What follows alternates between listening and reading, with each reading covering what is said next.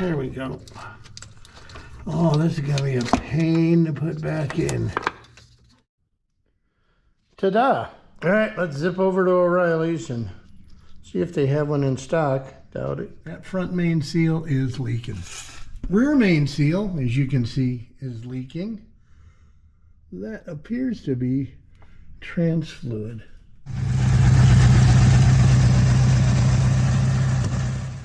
Hey guys, it's Bill. Welcome to Flat Broke Garage. If you're new to the channel, thanks for checking me out. I hope you stick around. If you're a regular, I appreciate it. And if you're a subscriber, you're the best. If you like the channel and you haven't subscribed, maybe hit me up, subscribe. You know, I mean, maybe you'll find something useful. If not, something to point and laugh at. Anyways, this time we're working on my 95 Jeep Cherokee XJ, the boxy one. They made these from about the mid to late 80s to about 2001. I've owned 8 of these things and they are great, unless you live in the Rust Belt, because they like salt too. Salt just heats these things up. Fortunately for me, when I moved to Tennessee, I bought this at Gov Deals, one of my favorite web pages, and I paid $1,300 for it with 53,000 original miles. This came out of Colliersville, Tennessee. It was a Parks and Recreation vehicle, and it was just used for parades and blocking roads and such. They never drove it much, and towards the end of its life, they just parked it in their shop, and it sat there for 6 to 7 years indoors. I purchased it. It had been just neglected. It sat there, I mean, they hadn't touched it, other than it sitting inside. Mice had moved in, all the rubber stuff had hardened and dry rotted, gas turned to just goo. So it wasn't a driver, so we brought it home, put a bunch of love into it. Right now, it has a rough country 3-inch lift. It's got a winch front bumper. It's got a rear tire carrier bumper on the back with a swing out. Just put some new tires on it. It's been a great little Jeep, good for bumming around in. So I got real lucky with this one. It is rust free, but it has problems. Basically, everything on this is still original, including the front main, all the O-rings. So the problem I'm dealing with this one is kind of an odd one. If you follow along with the channel and you follow the Jeep, you found that I couldn't get it to start. You turn the key, nothing would happen. Thought it was a neutral safety switch. It wasn't that. It ended up being the ignition switch itself. So we upgraded the ignition switch. And it's been running great, no issues, and been doing good. Lately, it just indiscriminately shuts off. I could be sitting at a traffic light, I could fire it up, drive it 20 feet. It could sit and idle, and it just shuts off, and there's no spark. I don't know what's causing it, but I've done some research, and there's only a couple things that it could be. First off, the ECU, or the little computer thing in it, they're known for bad grounds.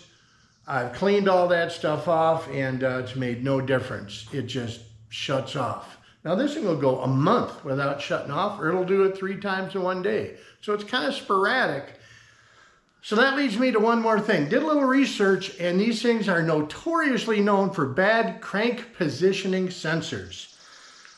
Pretty easy to change. It's just one plug and 2 little bolts. It's basically the only thing on the list I haven't changed on this yet, and that's kind of how these act up. They're intermittent.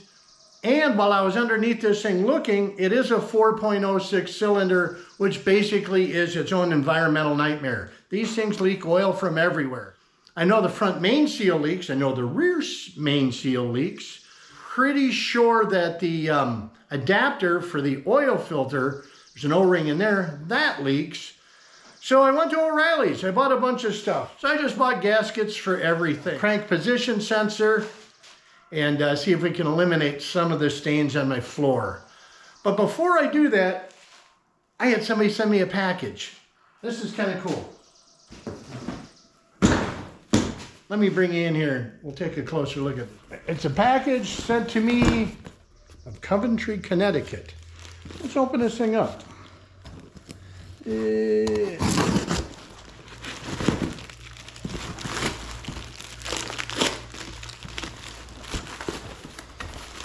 So I received this in the mail. They sent me an email, said him in his shop class, he's a teacher, made something up for me, and something I can put in the shop. And this is cool. Ha! Check this thing out. It's a spark. Oh, it's a spark plug light, and they got the Flat Broke Garage Torino on it, and there's like it's a hat. That's an adapter, a hanger. Wow, this is really cool. I mean, thanks, man. I mean, this is this is sweet. This is one of the best gifts I've ever gotten from somebody. So I have his address, so I'll send him and some of the guys in his class some t-shirts and stickers, because this blows me away. This is really cool. And if you guys got any other kind of stickers or any stuff you want to send, I'll put my address here. It's a P.O. box. And if you send me something, I will send you something in return. A t-shirt, stickers, or any of that. Or if you just want t-shirt or stickers or all that. I kind of have a web page now. Ta-da! So you can go to flatbrokegarage.com and there'll be a list of merchandise. Now, I'm not going to charge you guys 12%, 8% for all these online stores and credit card fees and all this other nonsense. So I'm only taking PayPal. You can go on there. You can send me an email of whatever t-shirts or stickers or anything you guys want. Let's get on the Jeep. All right, when we're placing the sensor, the first thing we want to do is locate where it is up top. And I believe this is this plug here.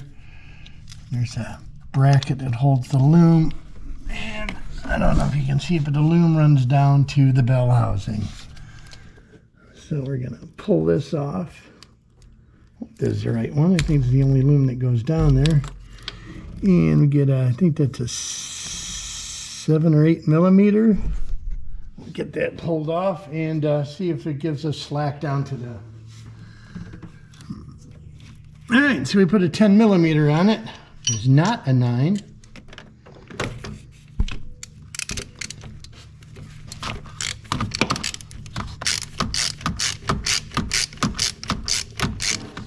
And we'll go down below and see if I have just disconnected the right loom. I believe so. I think I said it's the only one that goes down to the bell housing. So it should be it.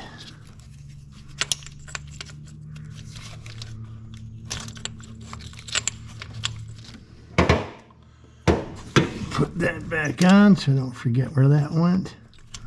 All right, let's go underneath and take a look, see if I got the right one or not. Wouldn't be the first time I made a mistake. Not going to be the last.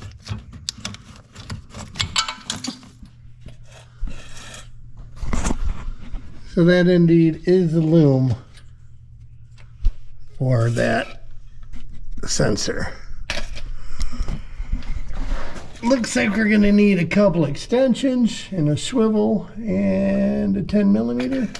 Just can't get a light on it with this stupid drive shaft in the way. We have a long extension and a socket with some tape on it. And of course my camera is always right in the way. And that is not a 10 millimeter. Take 2. Go with 11 millimeter. Let's see if we can get...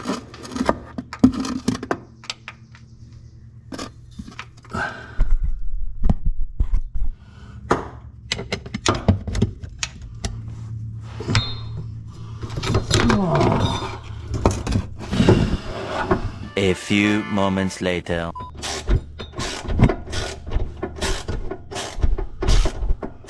Okay, well, with those 2 bolts hopefully removed, see if I can get my hand up in here without bumping the camera. There we go. Oh, this is going to be a pain to put back in. What?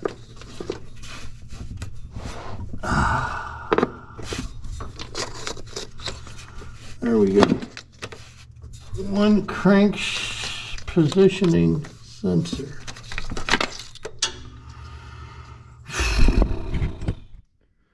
Ta-da! bolts are really, they're really in there. Don't even press out, so that should be interesting. All right, let's zip over to O'Reilly's and see if they have one in stock. Doubt it, but all right. Here we have this is our crank position sensor, oil filter. This is our rear main seal. Now this is for 95 and earlier 4.0s. 96 and up to 01 or whatever, they quit making a 4.0. They have a different rear main seal, so be aware of that. The earlier ones have these little tabs or feet or whatever you want to call them, and the later model 4.0s just have these two circular things. So that's something to be sure of. Check on that. Also, I don't know what that is. O'Reilly's just gave me that. We have the gasket. This is for that the oil filter adapter O-ring gasket. So that, we got that. We got the front seal, and I got an oil pan gasket. That oil pan has to come off to do the rear main. Now they say you can do it without having to pull the engine or jack the engine up or drop the axle. We're gonna find out. I don't know. I know we got to get past that oil sump. All right, ta-da, there's our old crank position sensor. And I guess what happens, metal shavings or fine piece of metal somehow get messed up in this magnet and throw these things all off in askew. It's not covered with oil or anything, which shows there's no oil flinging around in there, but it's messed up. Probably factory. Now these bolts, I almost feel like they're pressed in here, and I don't believe the new one has bolts. No. So we gotta get these out of here. It's nice that they're in there because you're trying to get all this, there's no room to get your hand in there. And try and get the sensor in, the bolt in, a socket in, lined up. It's kind of handy having these bolts in here. But let me take a look, see how these things come out of here, if they even do. So I don't know if you can see, but there's just a little slight collar that keeps those bolts from falling out. I just put them in a vise and gave it a tug and they popped right out. So I don't know if these holes are oversized. Yeah, these are oversized. All right, try and get that done. And then I took the wire clamp off. That'll go on this side so we can bolt it back down to the intake. And here comes the part I dreaded, getting underneath this thing and trying to get everything up in there. So what I'm attempting to do to keep these bolts from falling out, because in the other one they kind of stayed in there, they were pinched. Now, I could just put the bolt through and try and squeeze this so they don't fall through, but I put a piece of painter's tape here, and I think if I put it through, it still falls out. So we need a little bit more painter's tape, because I did it on this side and that side works. So obviously not enough. So rinse and repeat. Let's get another piece of tape, get this one in. But it's proven that that one won't fall out. So we should be able to get it up in there without having to chase.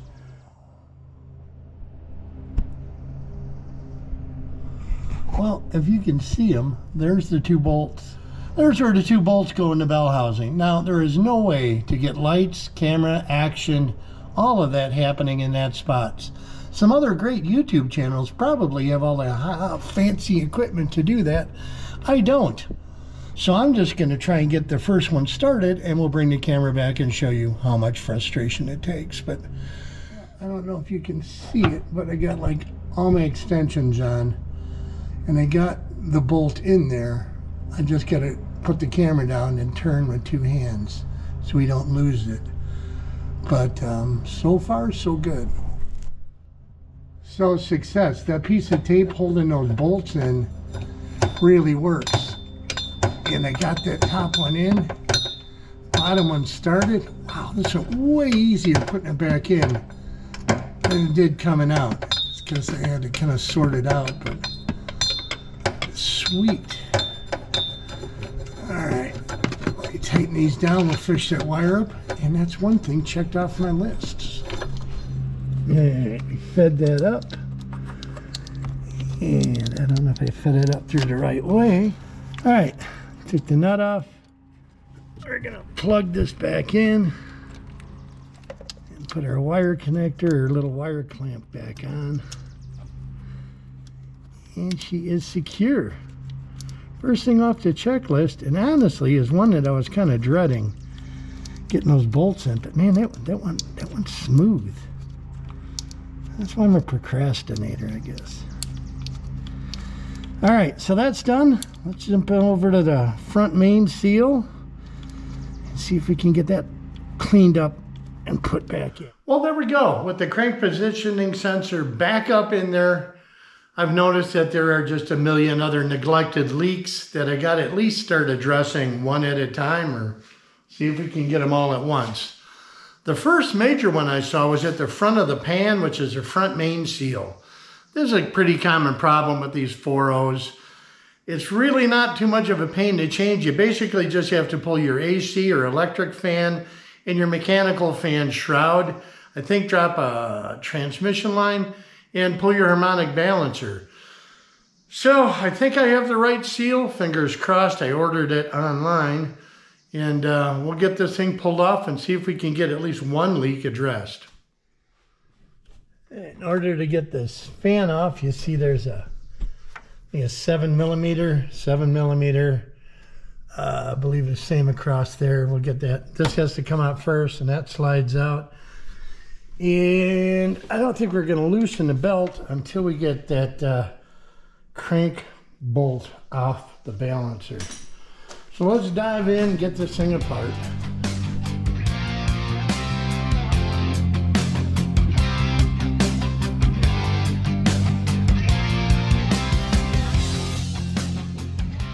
All right, with the electric fan out and the shroud for the mechanical fan kind of out of the way, you can see the balancer.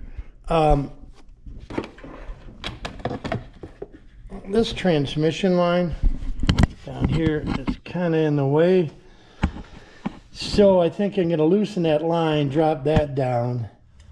I dumped a bit of the old loose juice on that fitting. I'm pretty sure it's a 7/8, because I don't know if this really needs to come out, but it'd be nice to have it out of the way. And it's really not that much of a pain to do. It broke loose. I don't know how much more goo's gonna come running out of here. Probably. I haven't driven the Jeep in a while. It's been sitting in my shop for about a month.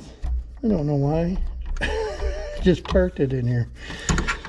All right, not dripping horrible, but that will give us some room. I'm gonna put a pail or a pan underneath this mess. There you go. Not just theory, it's proof. That front main seal is leaking. It's leaking on everywhere. But I know this leaks, so let's get her pulled off and see how much of a pain this is.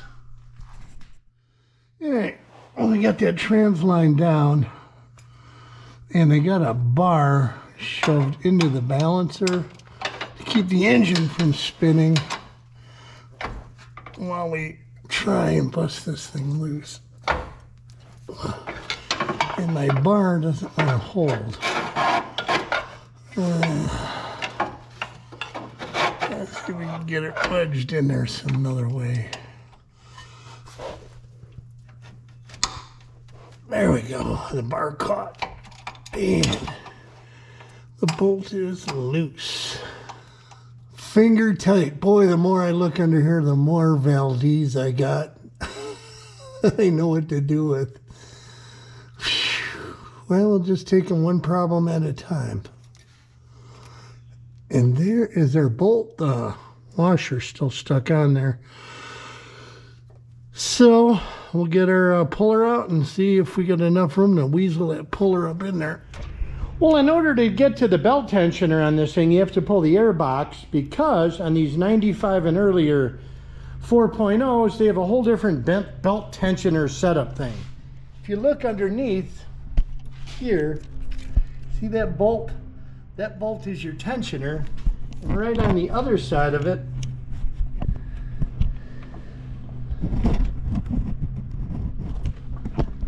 you see there's a bolt right here. You got to crack that bolt loose. There's one up here in the top, and there's one down there below. Not being a very good. See, there's one here. There's one down there, the bottom of it, right below that other one. So once you get that off, you'll be able to push this down, tighten it up. You'll be able to crank in that adjuster, and this pump will, power steering pump will slide in enough to get the belt off. Now what you're going to need is a universal carburetor freight wheel puller adapter thingy. I don't know if this is going to be too big to get in there with the radiator, but we're going to get underneath and look. So what you want to do is get your puller with 3 bolts that actually fit into that balancer. Get those started with the puller itself on there. Get them all equally tightened up, and then you can tighten down the center bolt and help get that balancer off. I still got my plastic shield on, but I don't have a lot of room to work. I got the winch bumper on here, and you really can't get into a lot of stuff, but I think we can get it sorted out. So see if I can get a wrench up in there and get this thing pulled off. Here we are in darkness. My power went out. And it's Memorial weekend, so hope they get to it soon. It's going to kind of put the kibosh on working on this thing with cameras and such for a while. I think I'll go cut my grass. Well, everything happens for a reason. I got the lights on in my shop, but they're on through this.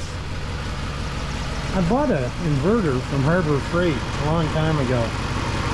So I just kind of hot-wired it to the truck to see if it'll work. I'll tell you what, this thing works pretty good. My fridge is running, the microwave works, grinder works. Just a little 2,000 watt inverter. We can get back to working on the Jeep. We got nothing else to do, power's off. So yeah, let's just dive back in the Jeep. We'll just background noise of the F-150 running. I could close the door too. But yeah, sweet. So we have power. And yes, the main is off at my shop. I am not back feeding the transformer to all my electrical friends. All right, let's see if I can get the ratchet on there and tighten this thing down.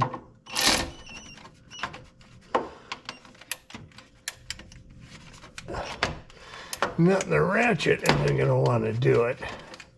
So, it was a 14, I believe. I'll go to the 14. Oh, turning the engine over.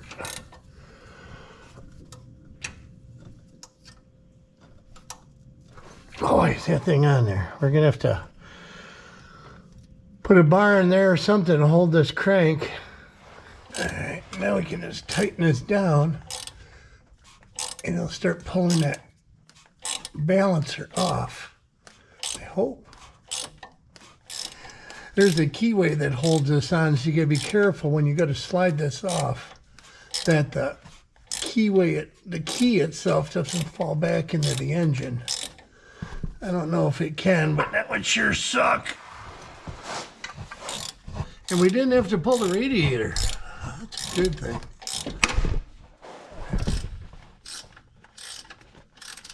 There we go. Success. It's off. I gotta get it down. I got the seal puller hooked in there. And it was way easier than I thought. Yeah, there we go. All right, well, with the harmonic balancer off, we're able to clean this thing up. So I'm gonna go get a case of brake clean, a brass wire brush. We're gonna put this on time lapse, and we're gonna scrub this thing down.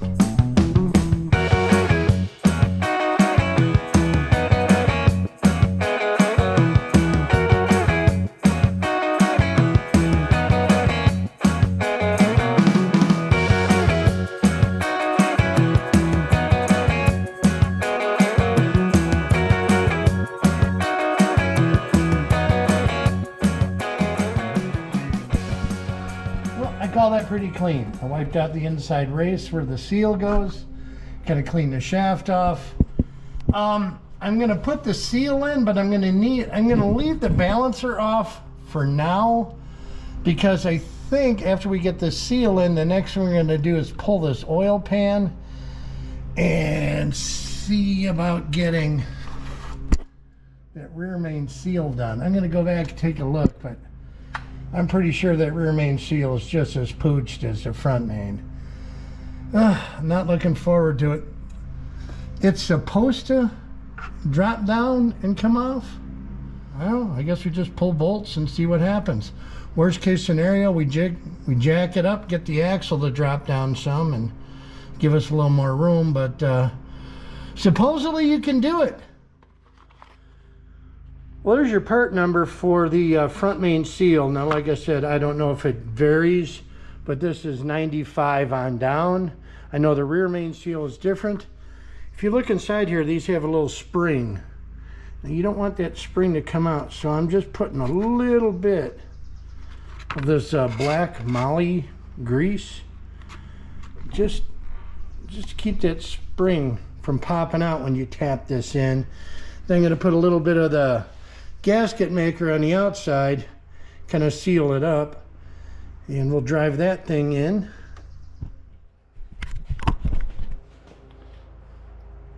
I also put a little bit of grease on the rubber gasket itself too, where it rides on the crank, so we're not pushing and tearing on dry substance. All right, let's get this thing started.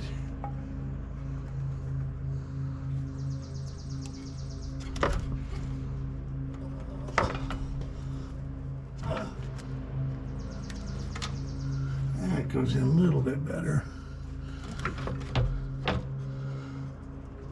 All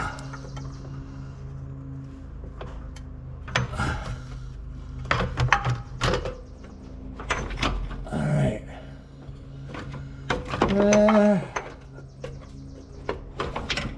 I don't know. That went in way too easy, but I do have a little Permatex around it. All right, let's drain the oil and go from there. All right, so while I have the balancer off the front, to probably make it a little easier, I'm gonna start and pull this pan off. I've already drained the oil. You don't need to see me do that. So these pan bolts are different sizes and lengths. Some are studs. You can see there. I think there's 4 larger ones on each corner of the pan. But there's all kinds of brackets and doodads bolted on, so you got to kind of remember where everything goes. Luckily, I'm filming this, so that kind of helps me out. But I'm still going to kind of set the bolts in the order they came out, so I kind of have less issues when I go back. I don't know if we have to pull this starter or not. I hope not, but if we do, we do. The trans lines might probably be an issue, but like I said, there's a bracket that holds those in. Hopefully, we can scoot those over enough to get them out. But I'll just start pulling those off, and I'll bring you back and see if I can drop these pan down low enough to get around that pickup and get this out without doing any heavy jacking up or whatever. We may have to lift up the front of the Jeep to get the axle down enough to get the pan up, but we'll see shortly, won't we? Well, there we go. As you can see, I got all little 11mm bolts out. Transmission lines are held on by those little stud type bolts that are on the pan. I just took pictures to remember where they went, or you can put them in a box, whatever works for you. What we got left are these, I think they're like 13 millimeters, one on each corner. So I'll get those off, and we'll just see if we can slide this pan down. Yay. Oh, I'll never see that one again. Last one. And it is. I don't know what that thing is. That just fell off. All right. Time for maximum effort. We're definitely loose. Oh, shit. God damn it. I forgot to put the plug back in the pan. Now all the slime has run to the bottom and right into my hair. All right, so I don't know if I have to pull the starter, but this exhaust has to come down. It's just leaning up there. I'm just so grateful this thing is not rusty. I'm going to squirt a little loose juice on that. See if we can get the exhaust to drop and then wiggle the pan down. So exhaust is off. Pan is loose, but we cannot get past the axle. So I'm going to pick up the front of the vehicle. Hopefully the axle drops enough. We don't need too much to get that off. Man, this thing's been leaking for a long time. She is slimy. Well, luckily for me, I have some old school gas station stuff. This is an old bumper jack from, gosh, I don't know, 60s, 70s. Back when cars had steel bumpers. You could just jam this thing under, pick them up, and you're good to go. This plastic stuff don't work no more, but we're gonna try and get this thing lifted up. If I gotta drop the sway bar links to get the front end to drop down further, I will. But hopefully that gets it up high enough so we don't have to mess with it.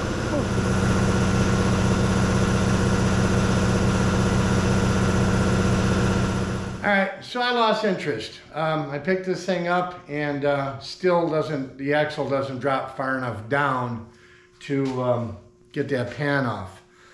So I went in the house and just kind of gave up for the day. So it's the next day, we're back. I'm gonna drop the sway bar links, and that should give me a lot more travel with that axle so we can finally get that pan out from underneath.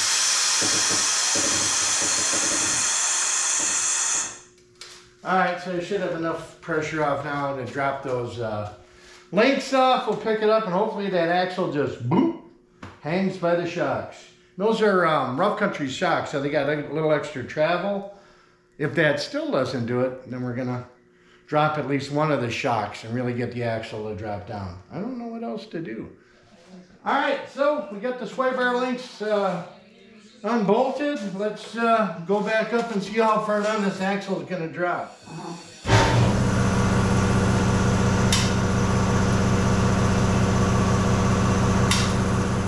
Sway bar links dropped. Look at that. That's all it took. Just get that axle down an extra couple inches and so much easier, so much better than fighting it. I'm gonna clean the pan up and then I'm gonna get up there, clean all that around and then see if we can push out that rear main seal. Well, here's the pan. No real chunks. I mean, a lot of black goo, but this thing is 31 years old. Anyway, I'm gonna clean this up. A lot of these up north, these pans will rot out, literally from the salt. Once again, I'm lucky it's a southern vehicle and it's all clean. There we go, pan is clean and it's not rusty at all. I mean, there's some surface rust. Now for the fun part, let's get under, pull that rear main and see how easy the rear main seal pushes out of that block. Should be a treat. Our oil pickup is clean and there's really not a lot of sludge in here. You see a lot of varnish, but this thing's over 30 years old. See on the underside of the pistons. The gasket's just kind of dangling there. I don't know. We can get her off, of course, right by the rear main it's stuck. But get this pulled off. And, well, guys, even though they're all sweaty and steamed up, you definitely need to wear safety glasses doing this because you're just up there and the it's the crud's just falling in your nose and your mouth and stuff. But I pretty much got it cleaned up. There's some kind of black smooth. I guess that was a factory gasket that was on there. So I just made sure all the black smooth is cleaned off. I'm gonna get a rag and brake clean and wipe it down. I'm gonna also get this plate, finish cleaning this plate off. But I want to get this bearing off and see how much joy there's going to be in actually getting this main bearing out. I think you just kind of poke it and it'll work its way around, which might be the easy part, but I think these are 13/16. I hope so, because I don't want to climb back out of here. Dang, and yeah, they are tight. We're going to need breaker bar probably. So I'm going to be climbing out of here again unless I can really lean into this. There we go. Whew. One. Oh, wow. I Googled it and it's 80 foot-pounds. I guess I have about 81 foot-pounds pressure left in my arms, but whoo-hoo. Man, those things are on there. One and two.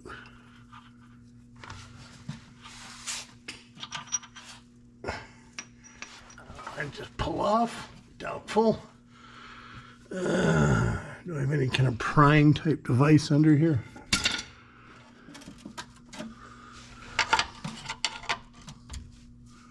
That moved it.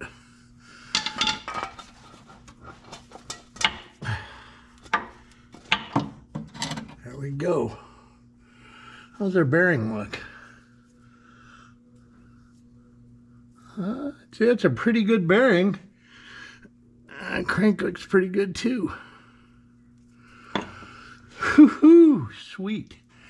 Now, our main seal, see that orange gasket or that orange half a gasket? I gotta get a punch and we're gonna try and push that and it should pop out that end and we can pull that out. Looks great on other YouTube videos and on the books, but this is me we're dealing with. So let me go get a pokey thing and see if we can stab that thing out. Well, I brought various types of poking things. And let's see.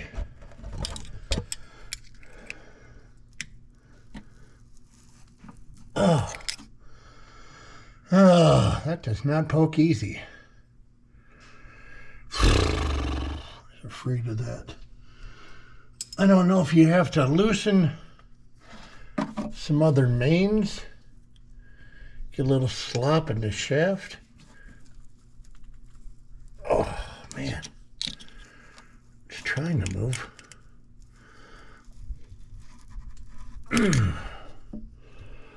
Wow.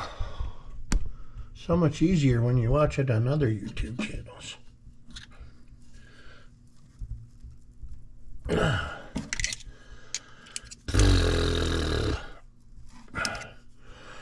All right, we're going to resort to a tapping device now because I don't know, it's kind of moving. It's sweating oil when I'm pushing it, so I'm doing something. But and I now have different poking and tapping devices. I don't want to screw this up.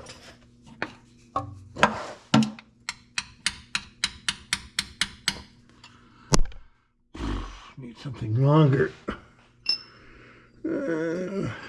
It's too big.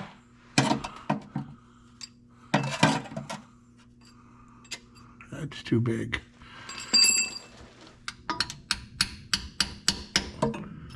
Oh, I ain't doing anything.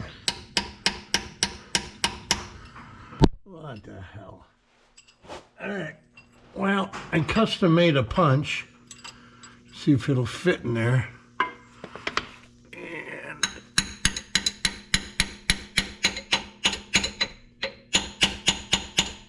That is not moving at all.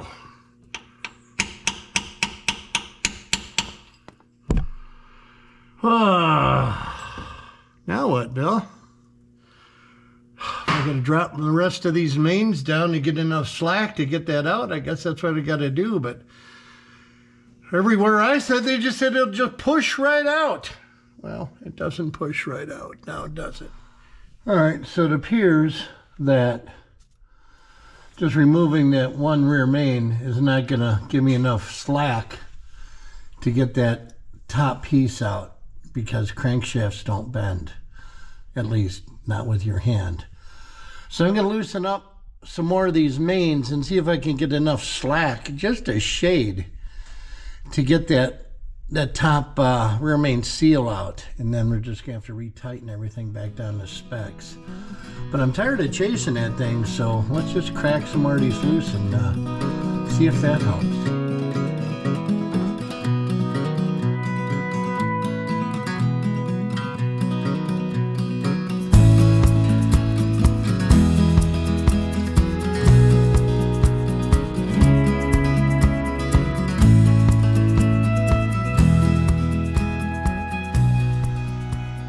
All right, I got all the mains loose. I mean, it's all loose. They're just the pistons and a couple bolts are holding this thing in. And if I push on it, I've got a myriad of little pushy devices. See the oil seeping out of the other side? So I'm doing something, but it's just, it's not coming out.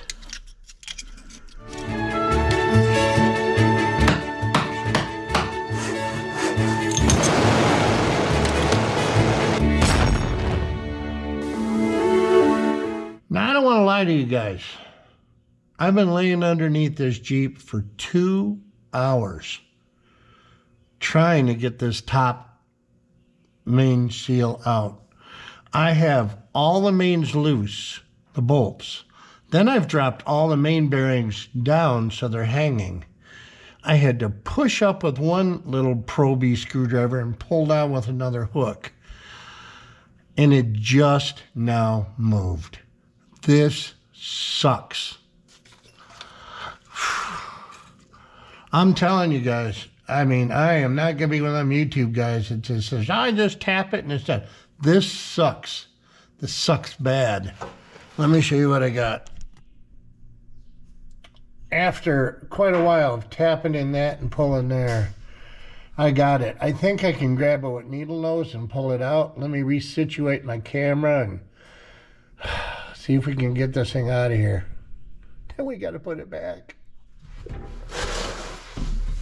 Let us see if I can grab this thing and pull it out. There we go. Look at that. This thing is rock hard. Oh my gosh. I cannot believe the amount of work it's taken to get this thing out of here.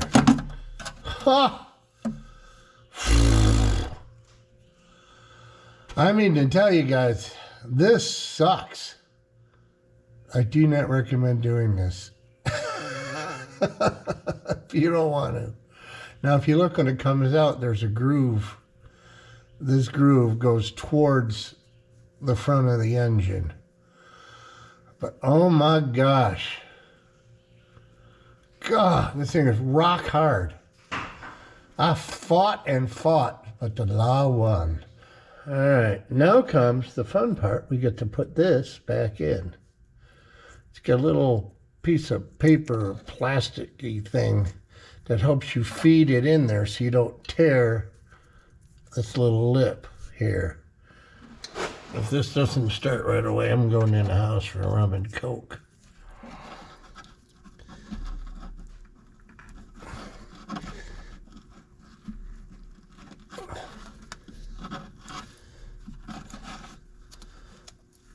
There it goes. Yes. Oh, keep going. Keep going. I need something to push it with.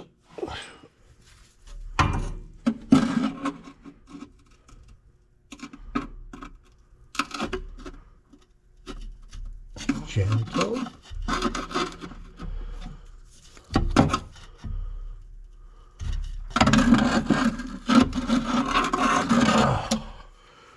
Dude, that thing is in. Oh my God. See if you can get that little piece of paper out there.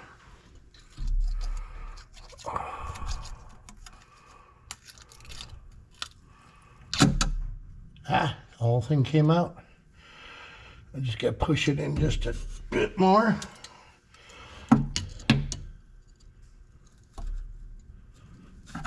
Oh, that's a wrap. Woo! Man, am I glad that is in. Son of a gun. All right, well, here's our rear main. Like I said, it's really not horrible. This thing's 31 years old. They get a little bit of smooth RTV or something here. But this little gasket pulls. Oh man, I can't even pull it out of here. Oof. I'll tell you what, these things are in here. Wow. No wonder I can't get that other one out. I can't even move this. Let me go get some pliers. So we got the pliers. And whew. Wow.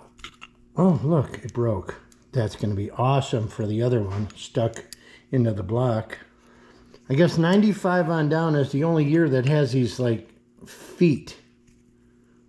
Oh, look, that broke too. That's just great.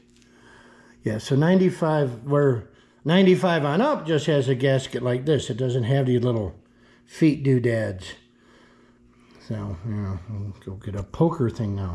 See if we can get this out. There's an orange one. I wonder if orange is factory or somebody else put this in, because like I said, there still is a little smooth here. Wow, are these things in here? They're like baked in. I could put this in a vise. We're in the vise. And man, there we go. These aren't like rubber. These are almost like a PVC plastic or something.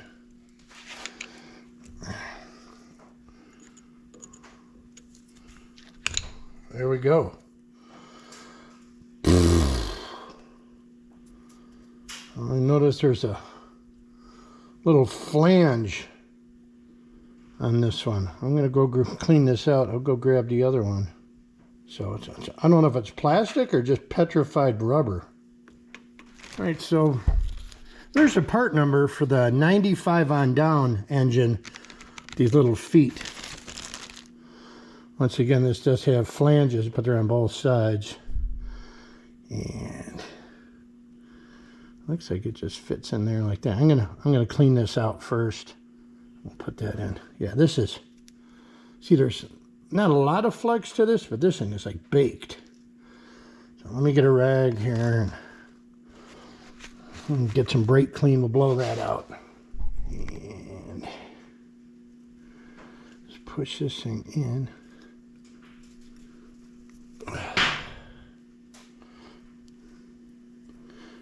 Well, that fits perfect.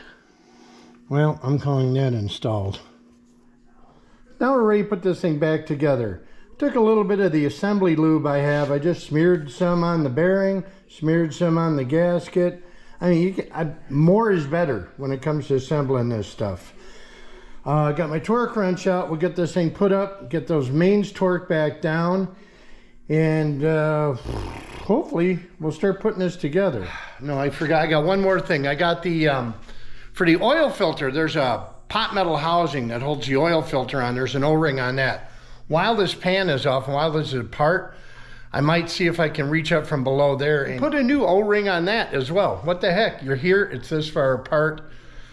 Let's do that. But I want to get these mains up and tighten back down so I don't forget, you know, there's a process. Main up in here. And now these are torqued in an order. You start at the center main bearing, which is I think number 3, and you got to torque them in steps. You start at the center, work your way out towards the front and the back. I think the first one is 40 foot-pounds. Then you do a repeat at 70, and then the final torque is 80. I believe. I'm gonna have to get out and double check this. So I'm gonna get these snugged up, and I'm gonna wipe all this down again. We'll get these torqued, and we'll get back to you.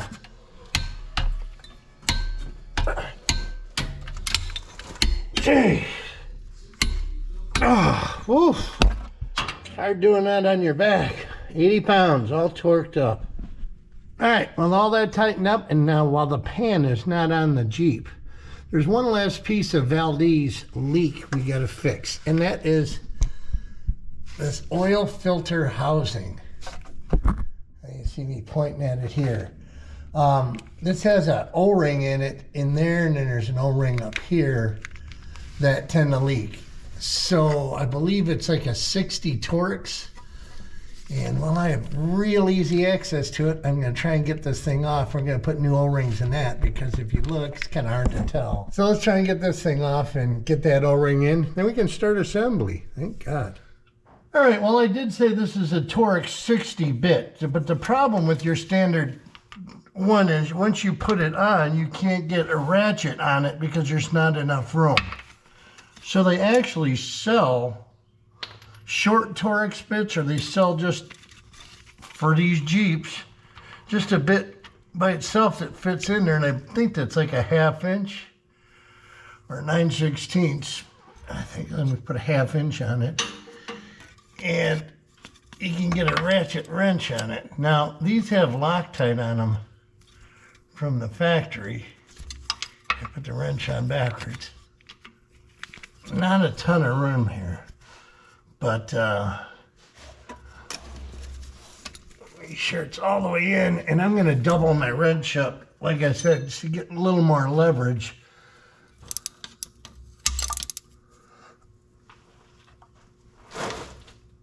There we go. Yeah, I'm sure this thing's going to leak oil. Even though the oil pan's on it, there's no oil in it. Guarantee you there's still oil in that filter. Yeah, there we go. Ah, I was smart. I brought a drain pan.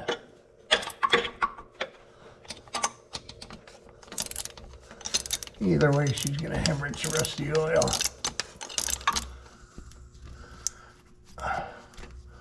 Why is this thing getting hard?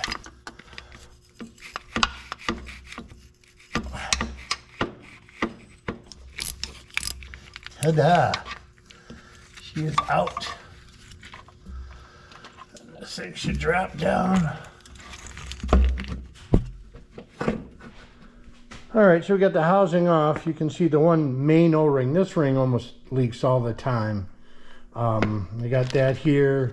Then there's another O-ring that sits behind here. There's a O-ring kit. I think this is the O-ring for there. Like I said, I've owned several of these, so I bought a bunch of those O-rings. This one I had to get because you go through a lot of these O-rings, and I think there's a couple more, but I got an O-ring kit. So basically, this is your troublemaker almost 99% of the time. So again, this thing's baked to 30 years of running. It's still a little pliable, but you know what? This thing's apart. It was leaking. I'm just throwing a new one in. Will it fix it? For a little while, but like I said, prone to leak, common problem. I do want to point out quick before I put this all back together, I did put a little bit more of that moly grease around this new O-ring, kind of keep it from falling out because we got to put it on sideways, and it'll keep it from ripping and tearing and snagging. Anything that keeps you from having to do this again. I do want to point out before you put this housing back on, if you look there on the block itself is an alignment pin, so that housing only goes on one way. I'll show you on here. See this? That pin goes up in the top part here, or the little Chrysler emblem goes up to the top, and the filter points towards the firewall, like that. So just something to keep in mind, that there's an alignment pin that holds that housing in the right position. So a little more FYI. Okay, what I did do was I put a piece of painter's tape once again on the back of this Torx bit to keep it from falling out of the wrench. But it's up in there. Yay! So if you can see it, that's done. All right, well, here we're going with the pan gasket. I went with the little better Felpro blue gasket. I like these things. They're pretty cool because they also come with these snap-up oil pan lineup things. Remember I showed you before that there's 4 bigger bolts that hold this pan on. So these screw into the block, and you snap the gasket over these, and then you snap the pan over that. I'll show you underneath. It's kind of cool setup.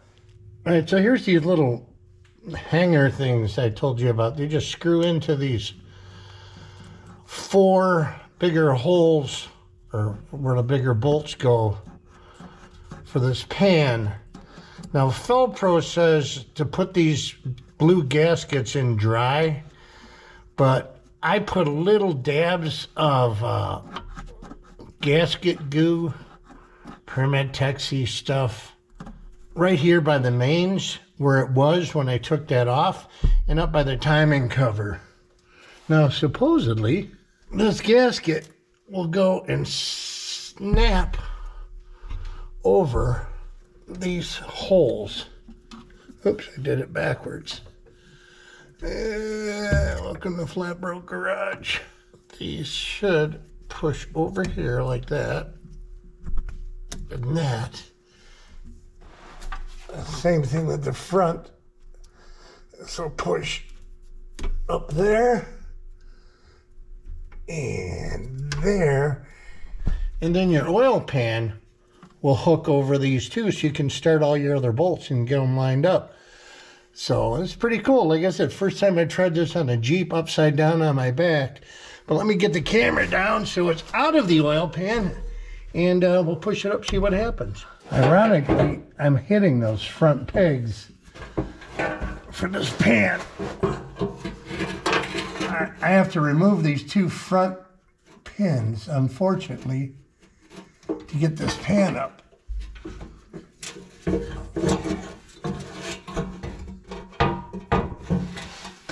goes there. All right, and then see, once you start getting all the pan bolts in, all you got to do is take a screwdriver and unscrew these lineup pins.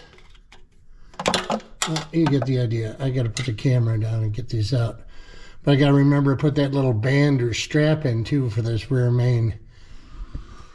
Well, finally, it's up. It's in. I got to throw the balancer on, get these trans lines on, exhaust back up. We'll dump some oil in it. And before I put all the sway bar links and stuff on, I'm going to fire this up and see if I did it right. All right, well, got the balancer going back on. Like I said, this trans lines are rubbing. I got to figure out how to route those back to where they were. Double check all the pan bolts. Be sure they're tight, and dump the oil and belt on it, and we're gonna start this thing. I gotta put a bar in now. Hold that.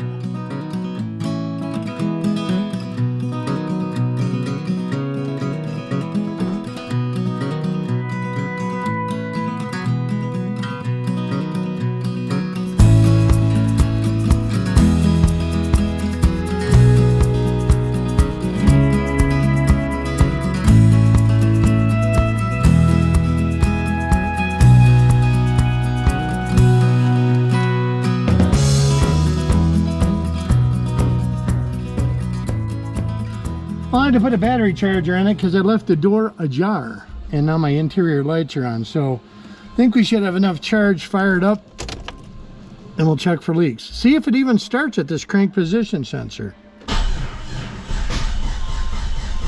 Boy, it's dead. Well, it fired right up. Yay. It's charging. You can see this thing only has 89,000 miles on it. I mean, it's sat forever. Oh, let's quickly look, see if there's any carnage pouring out from underneath.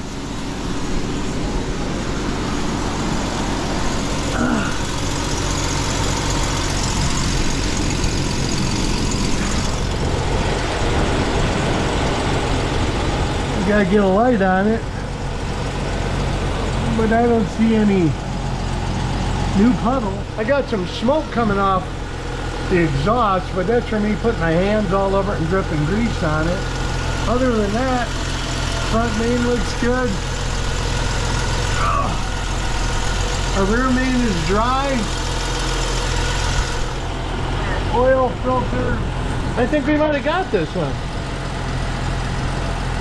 All right, we're gonna let her run a bit more and see if it holds. Hey, you're still here. How cool is that? Appreciate you making it towards the end of this video. Just probably carbon monoxide in my head. I've had this thing running for 45 minutes to an hour, and even with the door open, I'm getting a bit loopy. So it's dry and tight still. That's good. I got to get this thing out and drive it and check that crank position sensor. Now, like I said, this thing will go a month without quitting, or it'll do it 10 times before I pull it out of my garage. I forgot to mention in another video that I had changed already the pickup coil, the ignition coil, cap, rotor, plugs. So all of that had been done too. Plus in the ignition switch, we had cleaned the neutral safety switch up. So the last thing on the list, logically, was a crank position sensor. So it fired up, ran, it's all a plus. I got to get it back down on the ground. But before I do that, I'm just going to throw up the sway bar links again. And I want to take a look at that transpan, maybe snug it up. That's kind of more future me problem. But I learned a lot. I do not want to do a rear main seal again. So I really hope this is fixed. If this helped you out in any way, let me know. Leave a comment.